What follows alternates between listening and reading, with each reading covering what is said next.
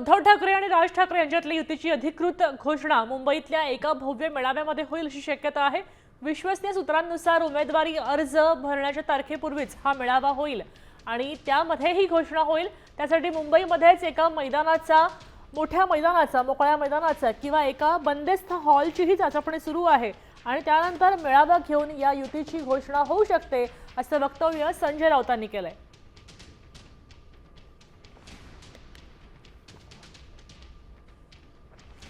मुंबई महापालिका निवडणुकीसाठी ठाकरे बंधूंच्या युतीची घोषणा आता अंतिम टप्प्यात आली आहे। विश्वसनीय सूत्रांनुसार युतीची अधिकृत घोषणा करताना उमेदवारांची यादी आणि संयुक्त जाहीरनामा एकाच वेळी प्रसिद्ध केला जाईल अशी दाट शक्यता आहे।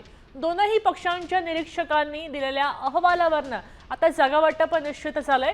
राज ठाकरे स्वतः जाहीरनाम्यातल्या मुद्द्यांवर लक्ष देत आहेत आणि या संयुक्त रणनीतीमुळेच मुंबईतलं राजकीय समीकरण पूर्णपणे बदलण्याची चिन्ह दिसून येत आहेत।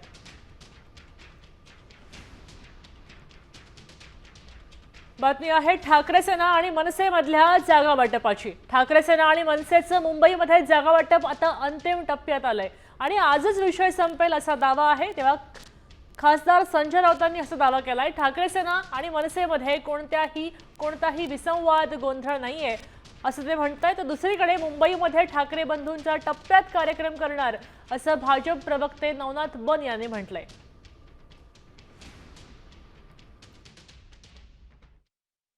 मनसेचे नेते आणि शिवसेनेचे नेते मंडळ हे अंतिम हात फिरवण्यासाठी बसले आणि आज हा विषय संपायला हवा। एक दोन दिवसामध्ये मला असं वाटतं की सगळं झाल्यावरती मग उद्धवजी आणि राजसाहेब बसतील आणि त्यानंतर तुम्हाला ज्या घोषणेची उत्सुकता लागून राहिलेली आहे ती घोषणा होईल। जे सध्या समोर काय महायुतीमध्ये जे काय चाललंय तसं आमच्याकडे अजिबात नाहीये। आमचं घर दोघांचं आहे। खरं तर ज्यांचा पक्षच अंतिम टप्प्यात आलाय त्यांचं जागा वाटप अंतिम टप्प्यात असलं काय किंवा पहिल्या टप्प्यात असलं का त्यांनी काही फरक पडणार नाही। मुंबई महापालिकेत टप्प्याटप्प्यानं मनसेचा आणि उभाटा गटाचा कार्यक्रम करायचंय हे सर्वसामान्य मराठी माणसांनी आणि मुंबईकरांनी ठरवलंय। त्यामुळे संजयजी राऊत तुम्ही कितीही जागा वाटप अंतिम टप्प्यात आणलं तरीही मुंबईकर यावेळेला टप्प्याने तुमचा कार्यक्रम करणार आहेत, कारण तुमचा पक्षच हा अंतिम टप्प्यामध्ये आलेला आहे।